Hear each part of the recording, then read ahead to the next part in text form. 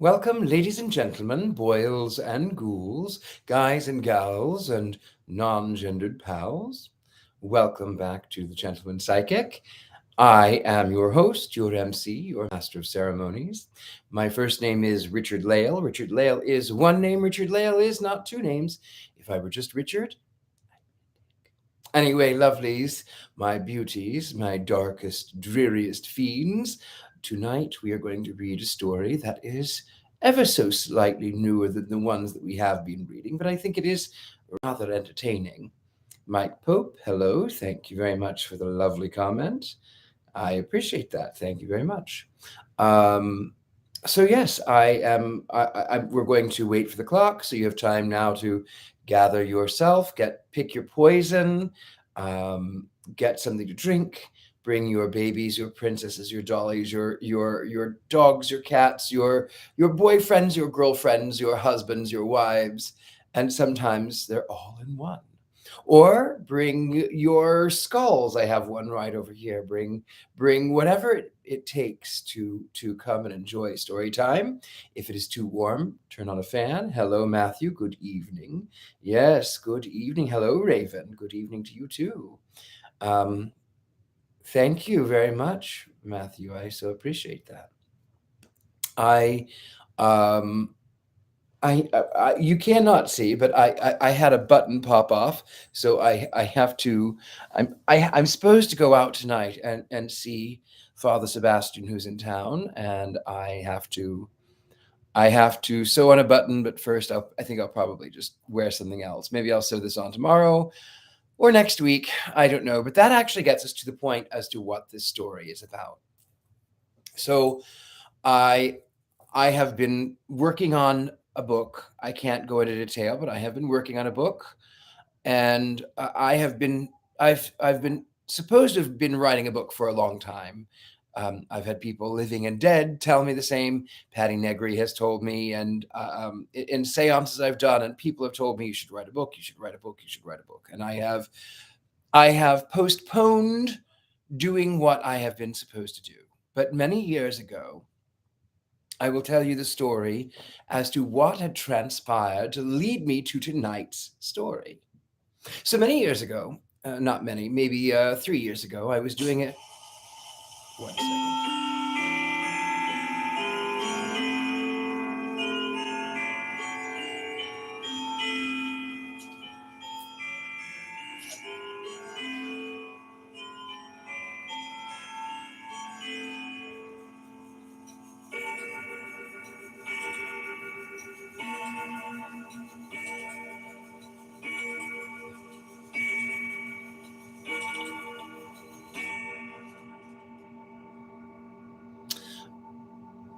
Okay, that is the official beginning of story time. So, as I was saying, years ago, I was doing, hi, Mary Jane. Many years ago, I was doing a seance in Pasadena. And this group of people had no idea who they wanted to contact. They just wanted to contact anybody. So we sit down and we raise the veil and we summon the spirits, and the board spells out JP. The woman to my right says, JP Morgan? I said, no, no, no, no, not JP Morgan. Hello, Nat. Um, anyway, well, you're here now, so welcome. Anyway, so she says, JP Morgan? I said, no, it's Jack Parsons. I've worked with him before. I've summoned the energy before. That'll be the one that we'll be talking to tonight. I said, hello, Jack. Good to see you. How can we know that it is you? Tell us something that would be a clarifier that it is you. And so the board spells out CRJ9K. And I went, that is absolute nonsense to me. I have no idea what that is. And the fellow across the way says, well, couldn't that be CRJ 9000? Couldn't that be a rocket engine or something? And I said, I'm not a rocket scientist. I don't know. And so I said, okay, Jack, who do you want to talk to? And he spells out H. Holmes. And the woman again to my right says, the serial killer? And I said, well, I have played H.H. Holmes on television a couple of times, once in a music video and once on Elevator. So maybe it's the mustache, maybe that's the connection. I don't know. I said, okay, Jack, what do you want to tell me? And he spelled out BOOK. And I said, okay, I get it. I'm supposed to write a book. And that led me to do some Googling after the fact. And when the story was over, when the session was over, I Googled CRJ 9000, which is a jet propulsion engine. And then I looked for H.H. Holmes book, Jack Parsons, and I came up with tonight's story, Rocket to the Morgue. And just to sort of get to the point of why this book is so important to me and why we're reading it now, is that in this book, they belong to the Futurist Society. This Futurist Society is called Manana Society. They're all fiction writers in the 40s, and they write for the future, but also because they get this great idea for a book, and they will come in and they'll say, oh, I have a great idea for a book. And the people that are in their society with them will say, oh yeah? When are you going to write that book? Manana? You're going to write it manana? How about the next day? You're going to write it next day? So anyway, that is what has transpired. I wonder if I'm going to do something a little bit different tonight. I am actually, because our numbers are kind of low, I am going to just go live. Let's see if I can do that on my mobile device, because that way then we can get more people.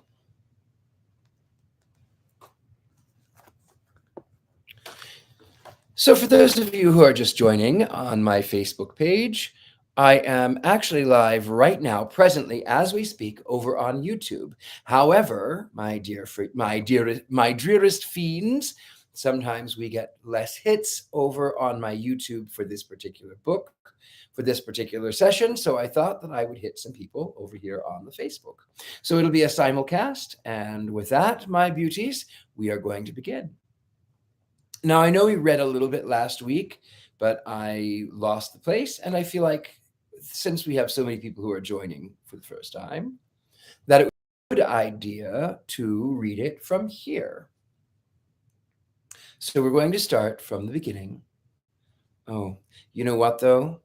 If you can wait 30 seconds, because I did not go and get water like I had planned. A moment. So if you wait 30 seconds, I'll be right back. 30 seconds. Don't go away. 30 seconds.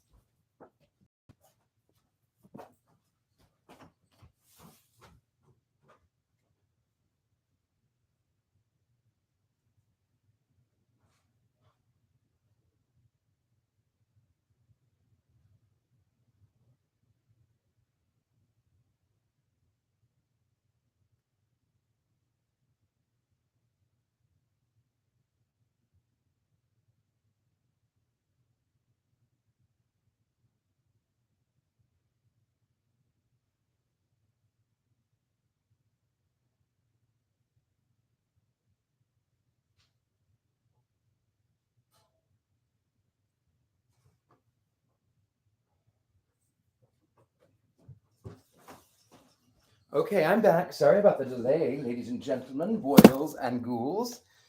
All right, but I am indeed back. I so apologize about that delay, but we are here. Okay. Let me just prop that right back up here. Okay, there we go. I feel a little parched, and it is good to stay hydrated.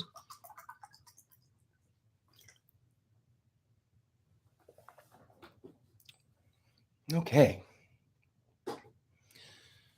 Without further ado, thank you, Matt V. We begin Rocket to the Morgue.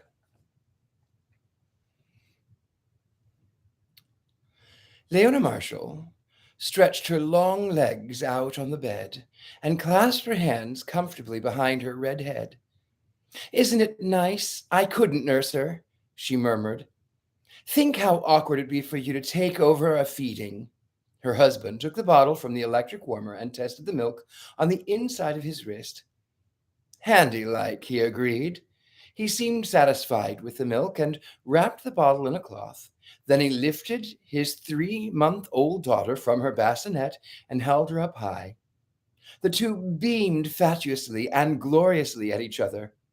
No games, Leona warned him. She has to learn what mealtimes are strictly business. We aren't playing games, Terence Mitchell protested unconvincingly, settling his daughter into the crook of his arm and tenderly poking her plump stomach. No, Leona's voice was suspicious. No. You know what, Leona? This is a fat little wench you got here. Think she'll ever grow up to have her mother's figure, such as it is now? Leona surveyed herself ruefully. It'll do. Come on, darling, open your mouth. This is milk. Nice milk. You remember. The pink little lips parted reluctantly, then clasped avidly on the rubber nipple. Anything interesting happen today? Leona wondered. The baby released the nipple and turned her head vaguely toward the voice. Her father said, Damn it, Leona. I'm going to take feedings. You might at least let me give them in peace. But did anything? Here, darling. Nice nipple. Oh, no, nothing special. A murder. Just a murder. No. He cut his wife off. He cut his wife off before she could speak. Nothing up your alley. And why a lieutenant on homicide should be cursed with a wife who loves mystery novels is one example of the ways of God to man that Milton forgot to justify. Nothing at all pretty about this one. No locked room, no mysterious weapons, no unbreakable alibis. The last mainly because we haven't even got a suspect yet. Still, said Leona. All right. If you'll stay hushed, I'll tell you about it.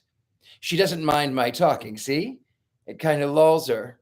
No, this was just a bum in Main Street rooming house, a floater. Name according to the register, Jonathan Tarbell. Nothing on him to check that one way or the other. Been there for a fortnight, according to the clerk. Just slept there. Never around in the daytime. One visitor called a couple of times. Description too vague to help. Shot through the heart at close range. 35 automatic weapons smartly, if extravagantly. Left right beside the body. No prints, which together with the man's bare hands rules out suicide. Somebody, presumably the murderer, had searched the room, but hadn't bothered to take over $300 in cash. So it shapes up like this. Tarbell's clothes were new and fairly good, and he had plenty of cash, far too much for a man living in the lower depths. The murderer wanted something in the room, but not money. So in all likelihood, Tarbell was tied up with some kind of racket, blackmail as a guess. Pushed it too far and got taken care of. That much is clear. And the obvious next step? Aren't you ever going to burp her? Leona asked. Now look, if I don't tell you about what I'm doing, you plague me with questions. If I do try to tell you, you start interrupting me and go ahead and burp her, dear. All right. And don't forget the burp cloth. We can't go having your suit cleaned every single day. All right. And anyway, I hadn't forgotten it. Lieutenant Marshall spread a diaper over his shoulder and hoisted his daughter up. The trouble with you, madam, he went on, patting the infant's rump, is that you haven't any real interest in crime itself. All you care about is the fancy frills and furbelows of romanticism that the whodunit writers trick it out in. Crime itself is essentially flat, dull, drab, and infinitely important. He spoke in grave, rotund tone, into which his usual colloquialism occasionally lapsed. And his daughter answered him with a burp, equally grave and even more rotund. I know, Leona chortled. To be a critic. Marshall grinned at the baby. Let's throw your mother a bone, huh? With his free hand, He fished out of his pockets a string of beads and a scrap of paper and tossed them over to the bed. See what you make of these while we finish our dinner. Clues, Leona said gleefully. No, Ursula, Marshall resolutely turned his daughter's face from her mother. You can play with clues when you're a big girl. Right now, you drink your milk. She took the whole bottle, he announced proudly 10 minutes later. Now you can talk. Where did you find these? Is she wet? To the second question, what do you think? To the first, that bit of paper was in among the unstolen currency. The rosary had slipped down through a hole in the lining of his pocket, indicates the body was searched by an amateur. Always beware of torn linings. And those two items are the sole damned leads we've got to go on. Leona looked at the two letters and 5 figures scrawled on the paper. A phone number and a rosary. I suppose you've checked the number? It's an apartment hotel out on near Wilshire. Very, very swank. Not what you'd expect to be in communication with a corpse on Skid Row. Some 20-odd apartments, though. It's going to be a job checking them all. He folded back Ursula's nightgown and began taking out safety pins. And a rosary. Just what does that prove? Supposing a blackmailer does have his religious moments, how does that give you a lead? Marshall stuck the pins in a cake of soap and went to work deftly on the diaper problem. Ursula decided she was being tickled and liked it. Look at the rosary closer. It's nicely carved, probably quite an expensive one, handwork, and a good aside from that, a 0 on today's recitation, my sweet. 1 second. Oh, I don't know that this is really going to work with my phone there. Okay. Nicely carved, probably quite an expensive one, handwork, and good aside from that, a 0 on today's recitation, my sweet. You're the clue addict, but on this one you flop badly. How many sets of beads are there? 1, 2, 7. Exactly. And that's all wrong. I've noticed the rosary. There should be 5 sets, so there's something strange about this. I've got to check up on it. He finished pinning the extra diaper for the nightwear, pulled the baby's gown down, and fastened the drawstring. With Sister Ursula? Uh-huh. Marshall looked not too happy. The last time I was mixed up with a case of the Catholic religious clues, the goddamnedest things happened I've never heard of in the history of homicide. Since then, life's been peaceful. Just nice, ordinary, routine, restful murders. And now, this rosary crops up. Leona rose. It's been swell having a few minutes rest. Thanks, Terence. And now I've got to finish getting dinner ready. The Duncans will be here any minute. Lieutenant Marshall held his daughter in one arm and put the other around his wife. I love you, he said. Which one of us? Both of you. And Terry, too. He jerked his head toward the next room. Is he asleep? Probably not. Leona leaned over and made a face at the baby, who appreciated it. Then she put her lips firmly and warmly against her husband's. I'm lucky, she said. While Leona bustled competently about the kitchen, Terence Marshall assembled whiskey and soda glasses on a tray. He glanced at the clock and at the door, and then settled down for a moment with Dudley Fitt's latest volume of translations from the Greek anthology. Occasionally he referred to his worn volume of original and nodded with pleasure at the translation. It had been agreeable in the cool walks of Oxford for a Rhodes Scholar Marshall to speculate on the possibilities of continuing the scholarly life, the contemplation of a chaste and ordered beauty, the strict rigor and infinite flexibility of the scholastic mind. Then had come his chance acquaintance with young Southey and his introduction through Assistant Commissioner Southey to the methodical wonders of the Scotland Yard.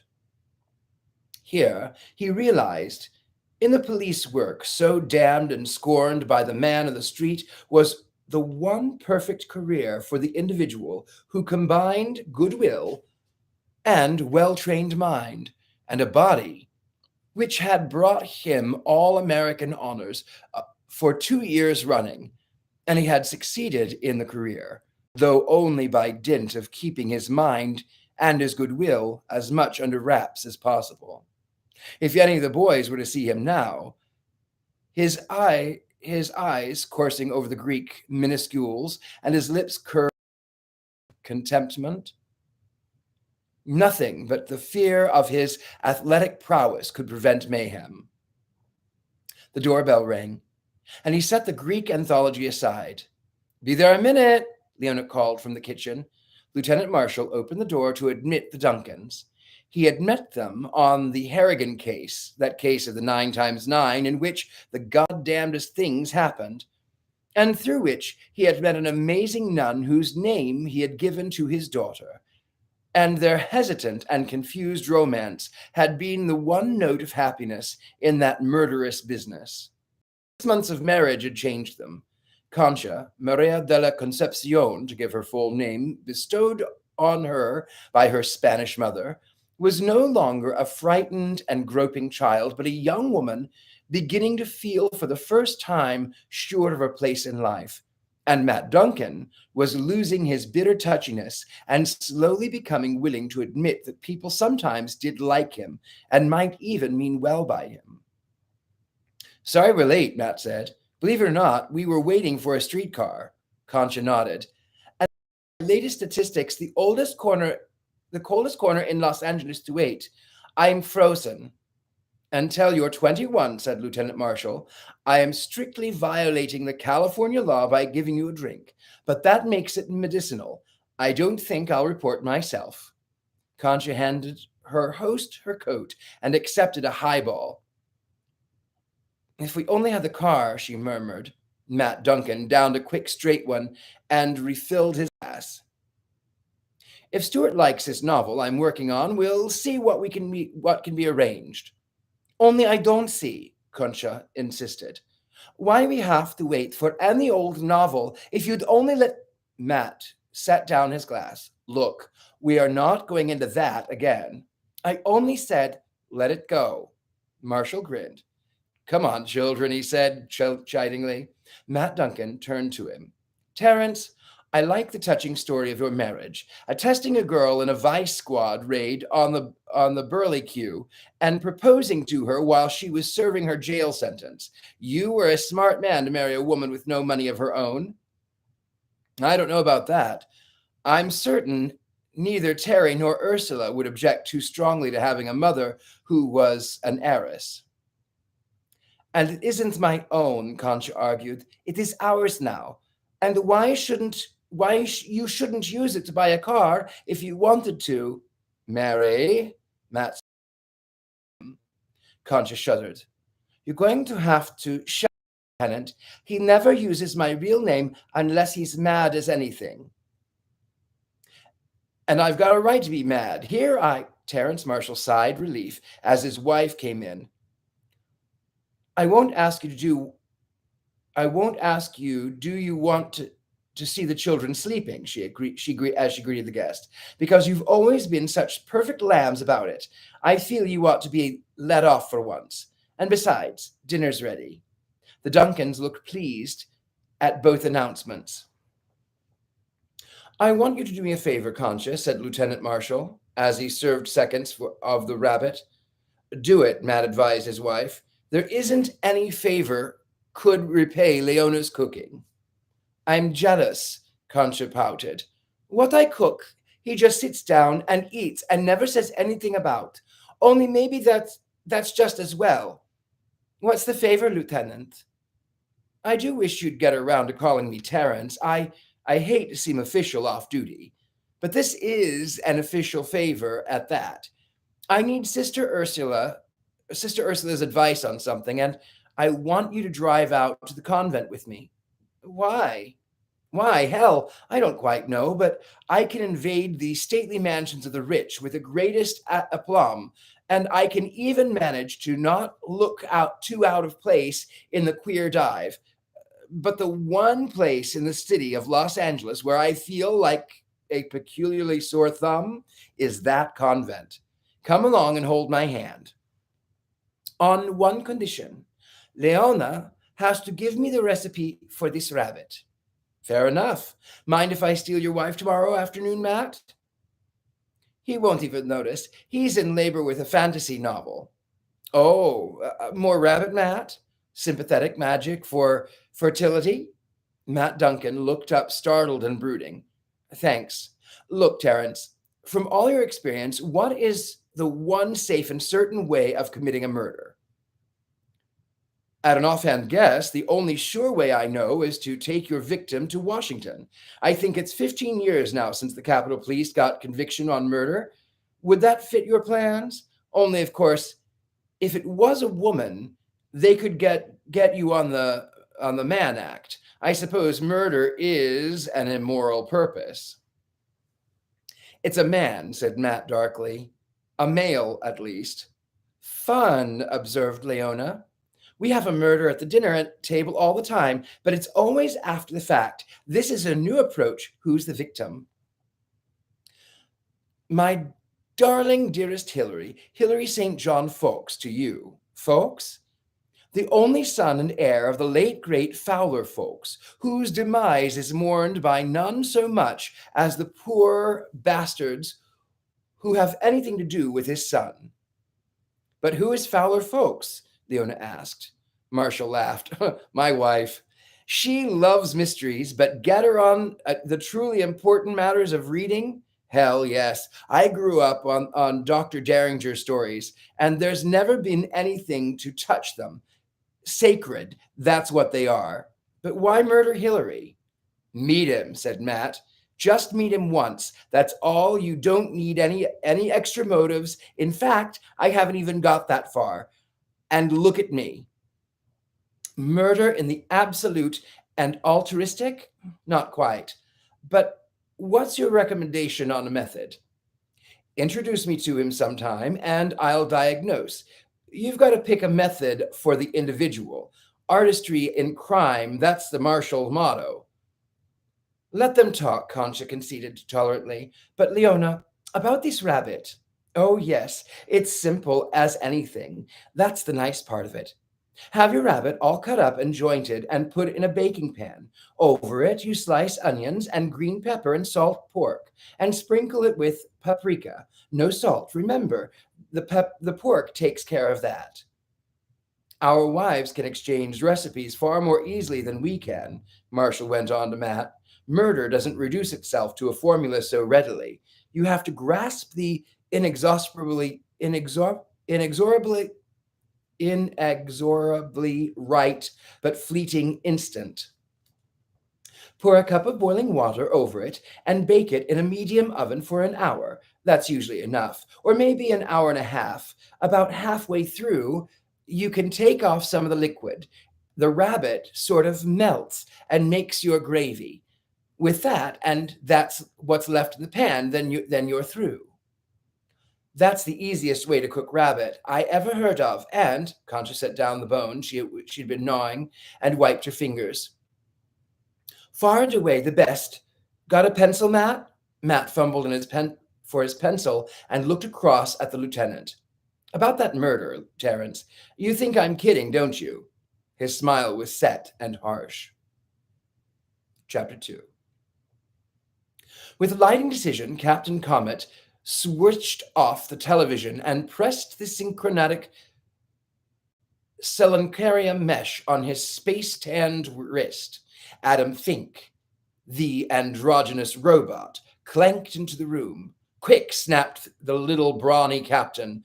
The Centauri 3 is even now leaving the spaceport with a cargo of contraband Zergial weed for Venus. Take Gadat and the mechanical brain and travel at once to X763. The maneuverable asteroid intercept the Centauri at the point marked Q' on his orbit. The electronic pattern grooves of Adam Fink's metal mind recorded his master's orders. He turned clanking to go. And remember that Princess Zurla of Neptune is aboard. No harm must befall her." The robot's head clanked in a jerking nod, and he left the room. Captain Comet's tense muscles flexed as he switched the televisor on again and beheld the central control from the Interspatial Patrol. Z999, he barked. Suddenly, the machine faded and went dead. A pulsing arc of purple light grew in the middle of the room, and from it stepped a green-bearded Centaurian. "Z's, Captain," Comet gasped. "Z's, the Zerg smuggler." Joe Henderson jerked the copy from his typewriter and looked at the stack of blank paper and carbon sandwiches beside him. "I've got the captain in an awful mess," he said. The little man on the couch yawned. Greenshaw wants a copy end of the week." "He'll get it. I'm darned if I know quite what happens next, but he'll get it." "In the last 10 minutes," said the little man reflectively, "your typewriter pinged 25 times, at average 10 words to the line. That makes 250 words. From Gretchen's, that's 250. So in 10 minutes of lying here on the couch, I've made a quarter. Life could be worse." Joe Henry's, in repose, had an almost adolescent blankness. His slow, shy smile gave it a warmth and charm. "I know, you old horse thief. All the time I'm typing, I'm thinking every ping a penny for Finn." "Life could be worse," the agent repeated. "Like, for instance, there could be more than one of Hillary folks." Henderson frowned at the pile of unused paper. "What's wrong with Hillary? I met him once with Vance, and he seemed harmless. Didn't I tell you about the deal I arranged with McNamara?" Henderson made a distasteful face. "McNamara? No, I don't think so. We were going to launch a reprint mag called Galactic Stories, signed up with Folks Estate for the Dr. Derringer reprint in each issue, all announced and everything. And that son of a bitch, Hillary, slips over a clause. I don't read it. It says, the rates we pay, we've got to print reprinted from the blank copyright blank, by permission of Hillary folks, in type just as big as the title. Otherwise, we pay 500 smackers per story. I don't know as I'm any too sympathetic there. You know what a racket the reprint stuff is. How come a racket? We give the public good reading matter cheaper than it could ever buy it firsthand. Sure. And the cutthroats of us poor dopes that write it. Stuff and nonsense. Joe, you don't understand the business. Writers never do. But who the hell's going to read a reprint story if it says reprint on it? Not that I mean we sail under false pretenses, but you don't have to go reminding them like that. Who can pay 500 smackers for pulp rights? So that's how come Galactic Stories folded. Henderson nodded, not listening. Look, Gadget, the mechanical brain will spot those asteroids of ZZs and his detectotendrils, and then he fed a fresh paper into the typewriter, poised his fingers for an instant, and set to work. M. Halstead, Finn, authors, representative, fantasy, and science fiction, our executive specialty, heard the first ping with pleasure and felt the round copper coin jingle into his pocket. All the same, he muttered, someday I'm going to take that Hillary bastard and not for pennies. Chapter 3. Austin Carter was waiting for the phone to ring. He sat in a chair and resolutely refused to pace, calmly indifferent. That's what he was. He spread the paragraph for the 5th time and suddenly found himself wondering what book he was reading. He looked at the spine, Memories of a Useful Life by Nehemiah Atchison. He threw it down and shouted, Where the hell acquire Nehemiah Atchison? Bernice Carter looked up from the portable typewriter. When her husband was working, he used the office model in the study and embedded himself in the cotton wool of sternly enforced silence. Bernice had composed her first saleable story in the office of a weekly news sheet, answering questions about local politics between sentences. Sometimes, now, her stories refused to go right unless she was shouted at occasionally. He's some sort of great second uncle of Matt Duncan's. Those memoirs were privately printed as an inspiration to his family. Austin Carter kicked Nehemiah across the floor. Damned if that's the kind of inspiration I need right now. They're pretty funny in that nice, stuffy way. Bernice's voice was as cool and fresh as her skin and her eyes. I read them under the other night. Carter grunted and stared around. Where's my solitaire cards? In the study, I guess. Look, sweet, you know everything about the market. How much sex will Dawn stand for? In a word, none. Carter half smiled. Remember that story where my mathematical genius liked to watch women's breasts because they were such beautiful fifth order curves? I remember.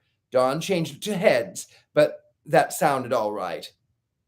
The hell it did. Heads aren't fifth order curves. I don't mind his improving my morals, but I do object to his bollocksing my mathematics.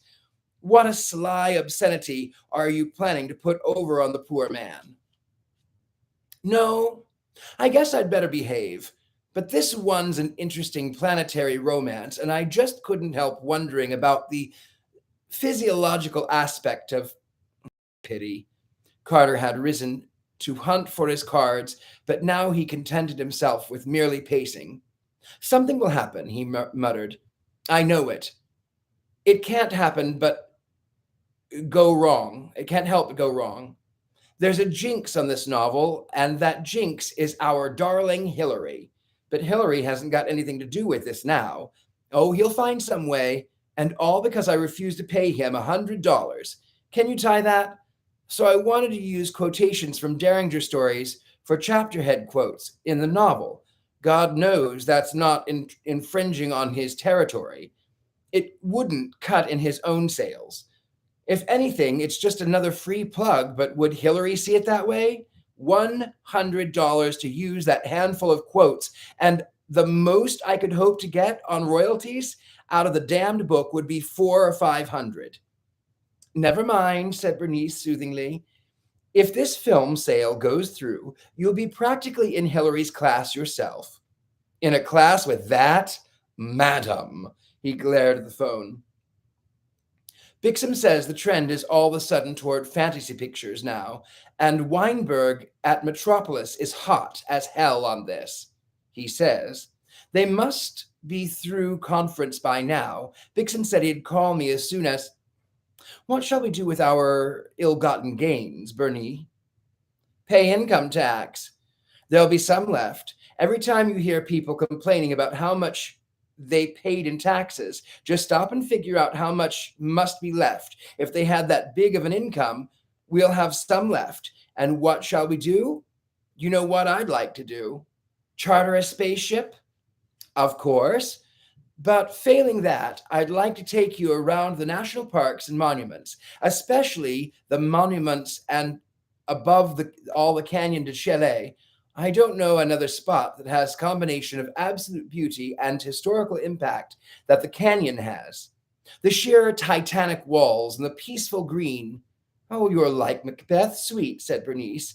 When you get to an emotional peak of tension, you go all lyrical. You... Ring, ring. The telephone rang.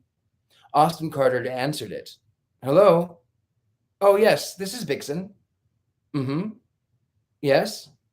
Ah, I see. Of course.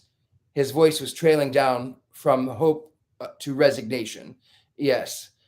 Well, there's always another time. Yeah, sure. Just let me know. All right. Bye. They didn't like it, Bernice translated.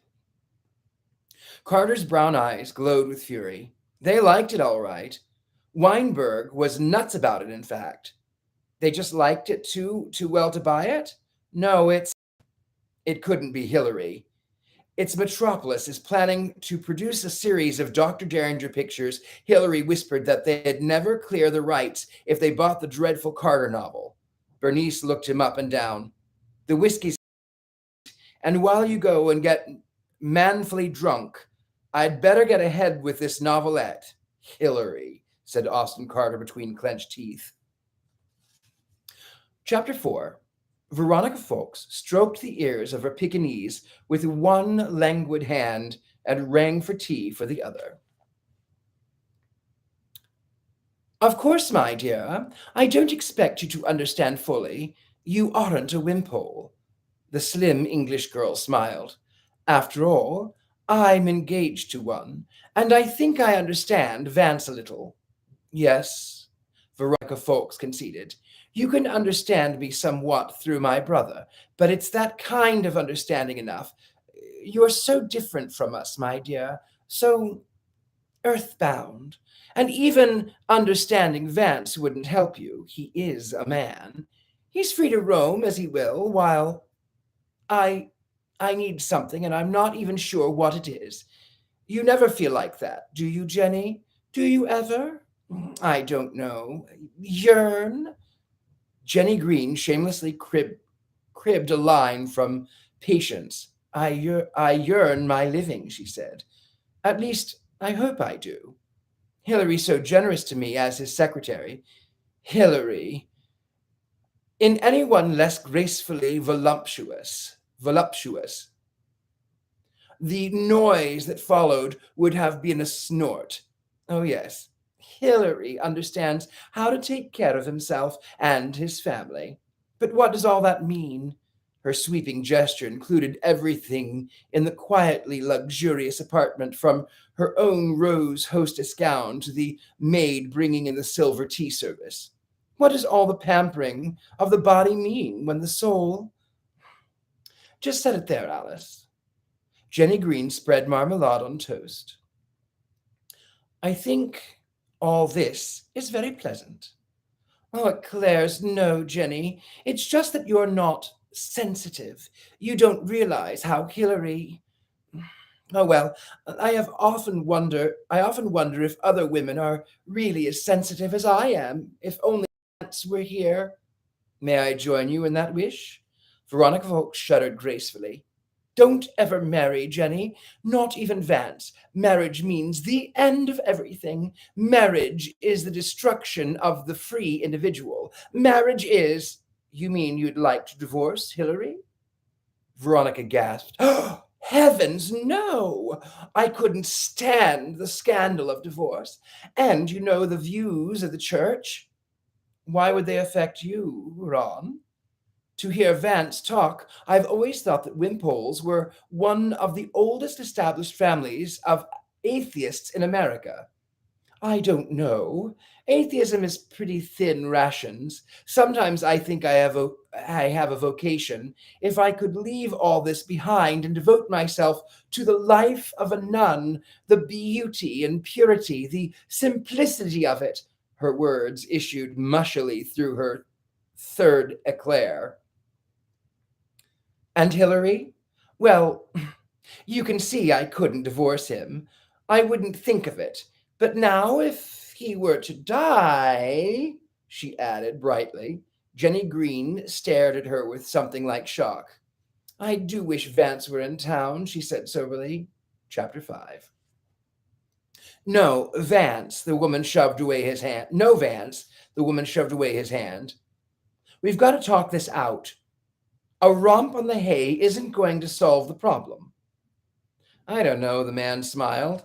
He had an oddly narrow and pallid face, which bushy crimson hair enlivened his eyes. His eyes were pale blue, with watery keenness to them. I think fine that way. Best plot I ever had hit me in the bed with the octoroon in Sao Paulo.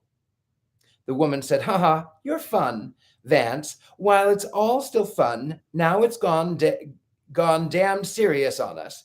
He wants $500 or he'll turn over the whole report to my husband." Vance Wimpole frowned. I don't see yet how we got on our track. I've been so careful. Nobody knows I'm in Los Angeles. Even my sister thinks I'm still wandering the seven seas. He did get on our trail. That's the point.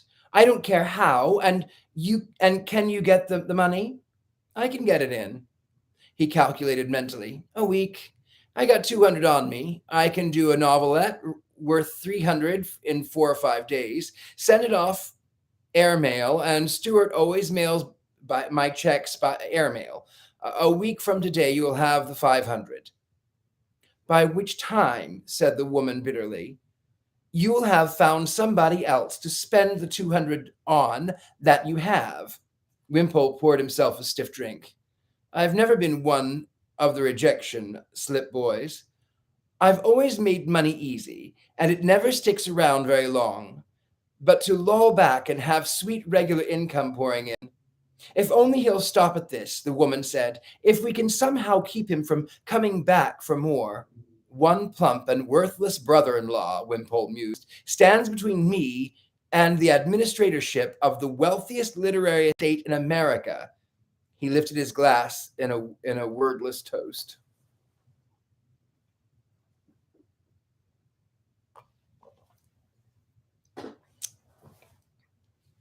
Chapter 6.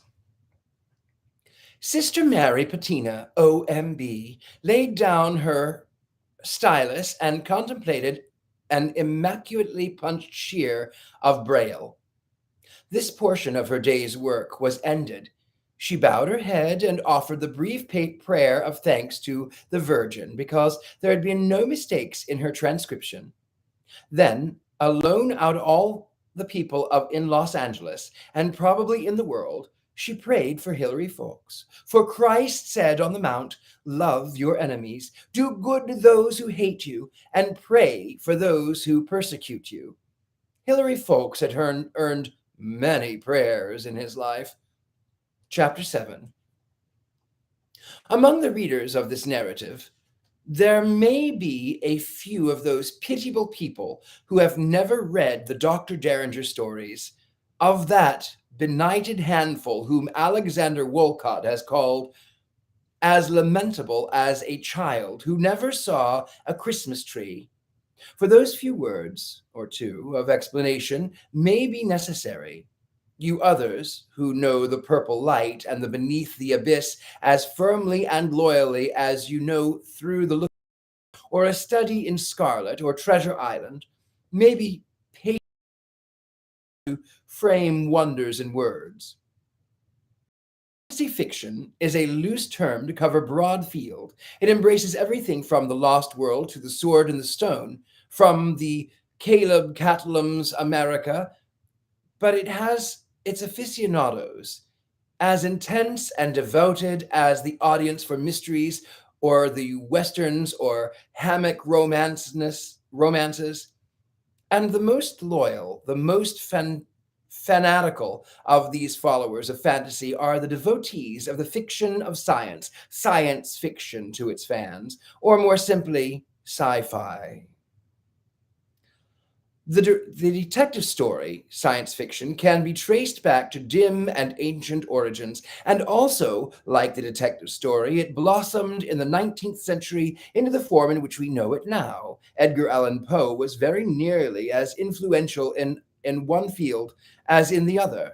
But the true Poe of science fiction, and the Wilkie Collins too, was Jules Verne. Neither Poe nor Collins, however, is responsible for the living popularity of the detective story. That honor belongs to Sir Conan Doyle, who added nothing to the form itself, contributed no feature that was not inherent in the work of the pioneers, but created a character of such superhuman proportions that he transcended the bounds of any type of literature and became part of the consciousness of the world. What Doyle performed with Sherlock Holmes, Fowler Folks achieved a decade or so later with Dr. Derringer. The scion of an old San Francisco family, Folks dabbled for a time in the bohemian literary efforts so popular in that city at the turn of the century. He contributed to The Lark and was an intimate of Gillette Burgess, and Ambrose Bierce. He wrote pageants for the Bohemian Club and had a volume of verses published by Paul Elder. And then he hit up Dr. Derringer. Folk's verses, which some critics prefer to those of George Sterling, finding in them an interesting anticipation of Jeffers' awareness of the meaning of the California landscape, are forgotten. His two plays, once successfully presented by Henry Miller, are as dead in the repertory as those of Clyde Fitch. His series of historical novels, from the founding of the mission in Dolores to the earthquake of 1906, are known only to collectors of California. But there is not a corner of the world that does not know the stumpy, bull-chested, spade-bearded figure of Dr. Derringer, with his roaring voice, his silver-headed cane, and his devastating mind. Leland Stanford University still receives letters begging scientific advice addressed to Garth Derringer, Ph.D., Department of the Physics, and whimsical scholars delight in visiting the Folks Memorial Library of the university to confound each other with varium readings from the earlier text. One sec.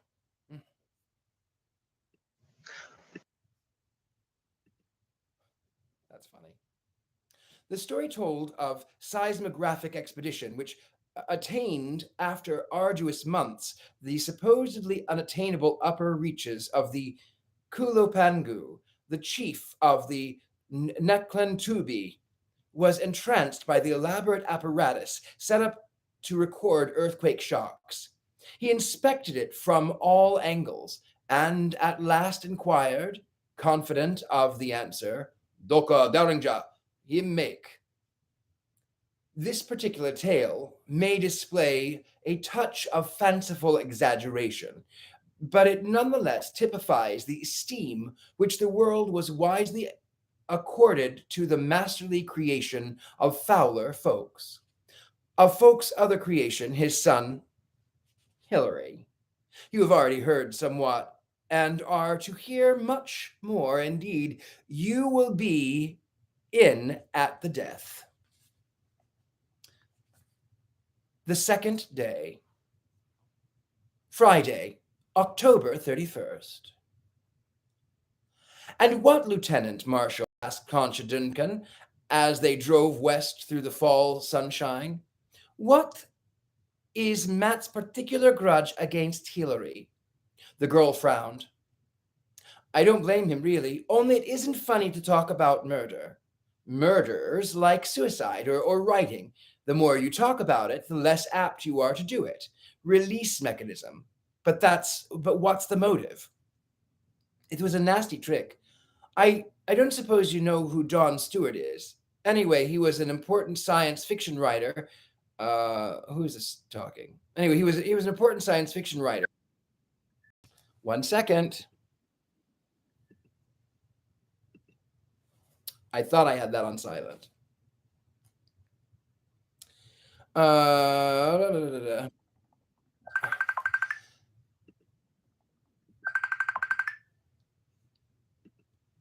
Sorry. Is it back now? Can you hear me now? I hope you can. All right. Marshall nodded. Oh, he's the same Matt stuff. He seems to think he's a comer, so Stewart got the bright idea. Wouldn't it be fun to have some contemporary Dr. Derringer stories? Marshall nodded. That's an idea. Folks died over 10 years ago, didn't he? And he was even then a little behind the times. There are whole fields of modern science the magnificent doctor never touched. Think what he could do with atom smashing or Dune's time theories.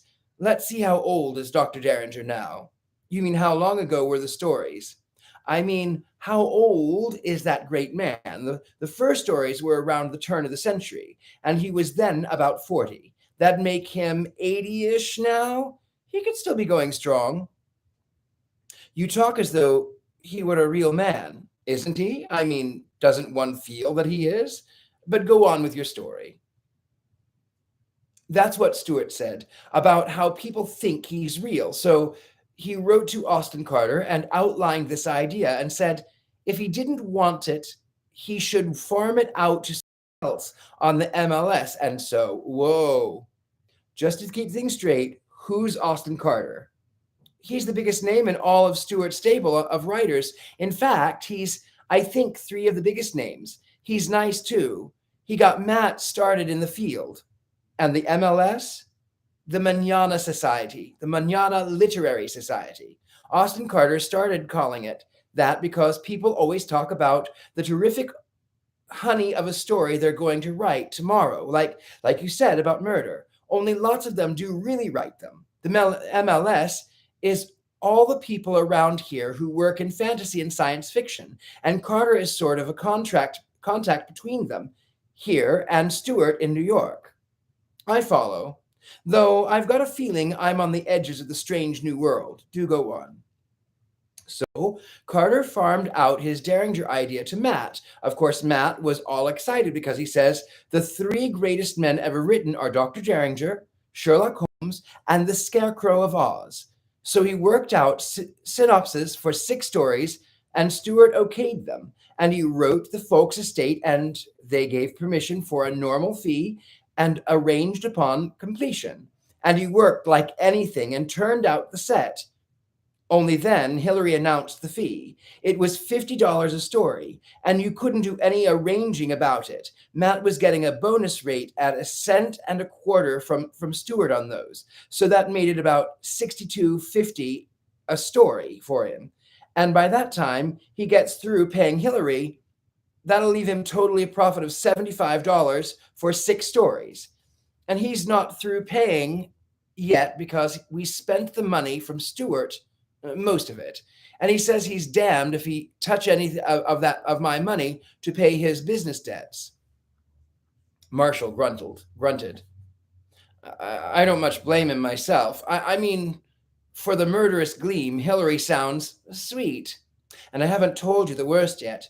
The very day that Matt got Hillary's letter and hit the ceiling, we read in the gossip column where Mrs. Hillary Fawkes had just bought a $50 fur jacket for her dog. Honest, Lieutenant. Dog? Matt says he wouldn't mind if his honest sweat had bought Mrs. Fawkes a dress or champagne or anything humanly reasonable, but a fur jacket for a dog? And I bet it's a peak at that. It probably... Oh, you turn right here. The convent of the Sisters of Martha of Bethany had originally been laid out as a rich and formal estate in the Westwood Hills. At the depth of the Depression, it was munificently bestowed upon the nuns by the wealthy and generous laymen who could no longer afford the taxes and assessments. To the nuns, it was a beautiful white elephant, a never-ending source of worry and delight.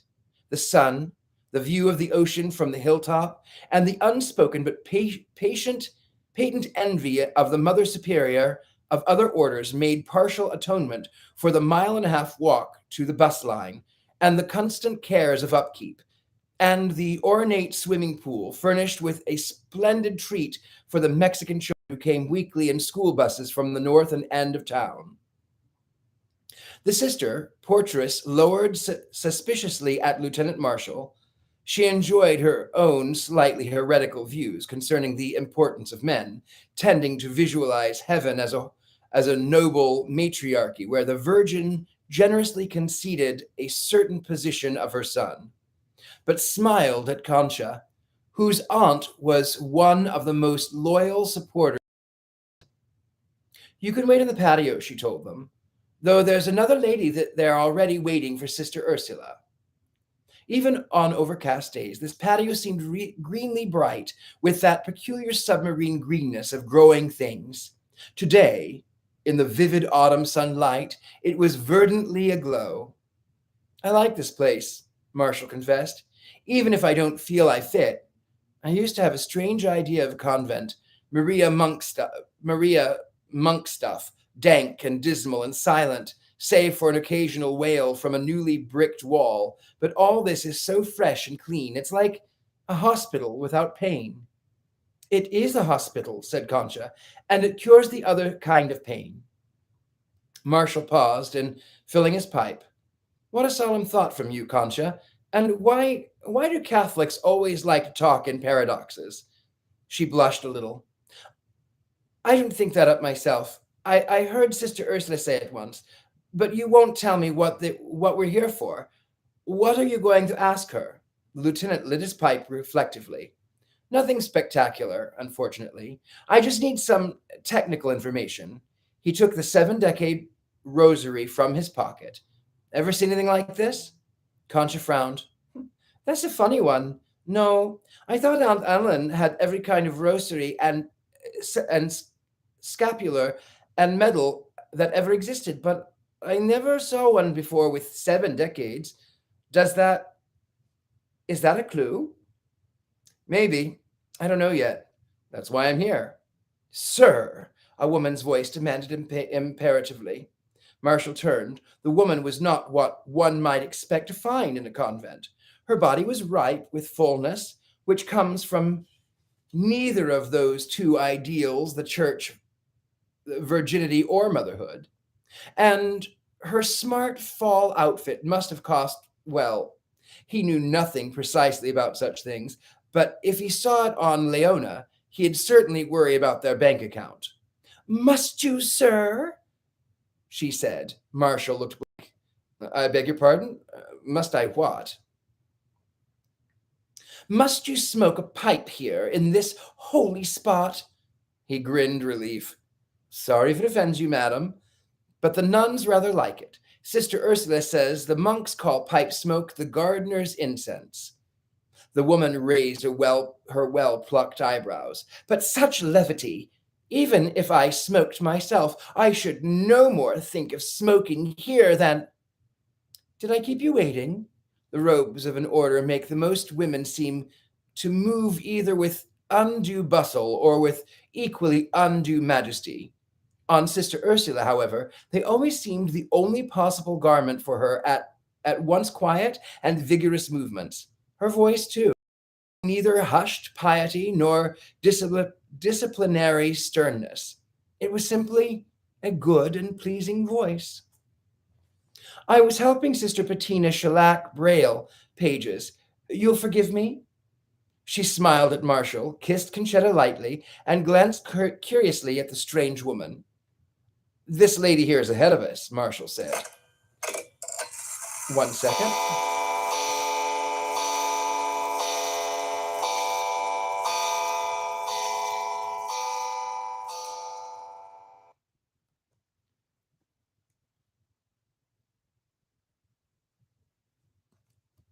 Oops, I dropped that phone again.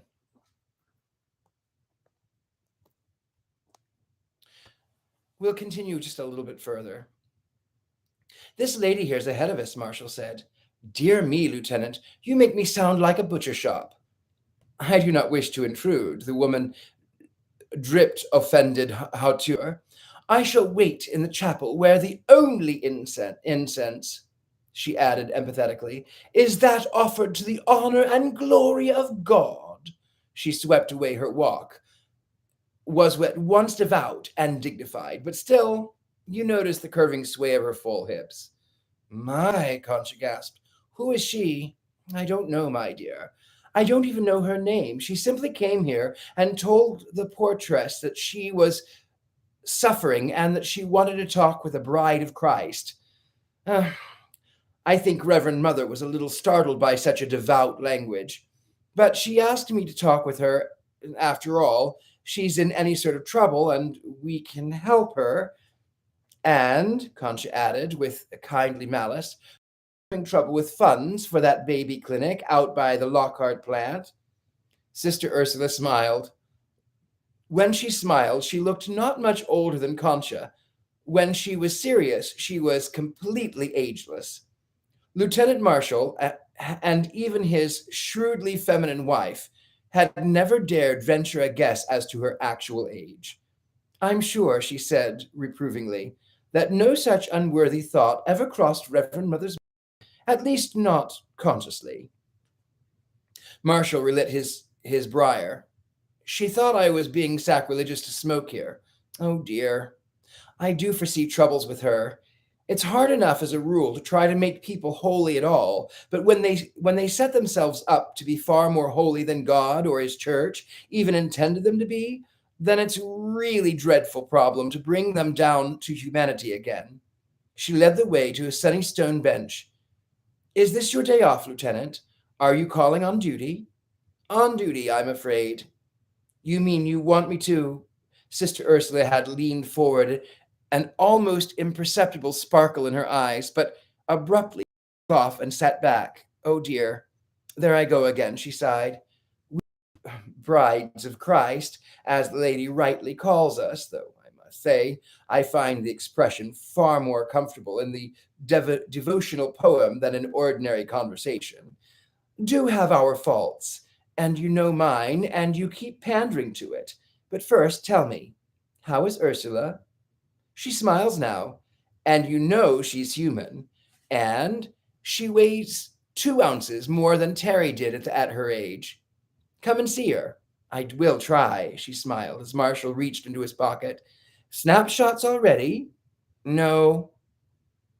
The smile changed to a perplexed frown as she saw what was brought out. Lieutenant, I thought you were the staunchest of agnostics. I'm afraid I'm not carrying this rosary for devotional purposes. I just want to know what you can tell me about it. Sister Ursula puzzled over the skillfully and elaborately carved beads. Where did you get this? She asked at last. What is it? Marshall countered. It is a rosary, she said slowly, but it is not the rosary.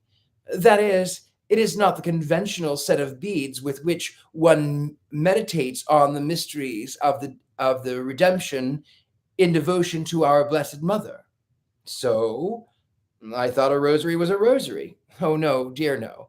The popular devotion revealed to the monk Dominic is certainly the most widespread of rosaries, but there are others.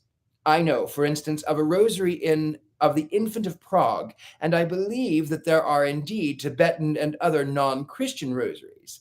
The number and arrangement of beads vary naturally with the prayers intended to be recited for this, but this has 7 sets. The crucifix, of course, emulates anything like Lamaic rosary. But what might 7 symbolize? 7 sacraments, the 7 dolors? Or it might be a multiple of 7, Concha suggested. The regular rosary has 5 decades, and you say it 3 times round for 15 mysteries. A multiple. Yes, thank you, Mary. I remember now. You know what this is? Yes, it's a rosary of the Stations of the Cross. There are 14 of those, and you say this twice, meditating on a station with each decade. I never heard of that, said Concha. I'm not surprised. A priest from San Francisco started the devotion some 40 years ago, so that many Californians who then lived near no church might still make the stations. But Father Harris was killed in the earthquake, and the devotion died out. I believe that it was never formally approved by the Holy See. Not, of course, that means to be condemned. Any individual is free to say the proper prayers in the devotional form that most appeals to him. Marshall looked disappointed. You mean then that this is perfectly all right? It's orthodoxly Catholic? Not precisely orthodox, perhaps, but certainly not heretical. Hang it. If it had belonged to some strange minor offshoot of a sect, it could have been a great help to me in narrowing things down. I should think you could narrow things down a good deal from this. This devotion flourished for only a few years and almost entirely in one city. The wood is unusual, and the carving is exceptionally fine. This rosary was probably made to order and cost a good deal. It doubtless belonged to one of Father Harris's wealthy patrons. Marshall nodded. That sounds logical, and if the rosary is worth something on its own as an object of art, that might account for it. May I make a suggestion? Leave it with me, and I'll show it to Sister Perpetua. who knows more about religious art than I should ever have thought possible. I wouldn't be surprised if she could even tell you the name of the carver and, in fact, the period of his work, the period of work in which it belongs. Thanks, we'll try that. He handed over the rosary. And, Lieutenant, you wouldn't care to tell me anything about the circumstances? There was that sparkle in her eyes again. Certainly, but there's nothing interesting about them. Not worthy of you, sister. Just a matter of trying to trace a floater who got himself killed. This rosary is about the only lead identity. Go on. No. Oh, Lieutenant, I'm ashamed of myself.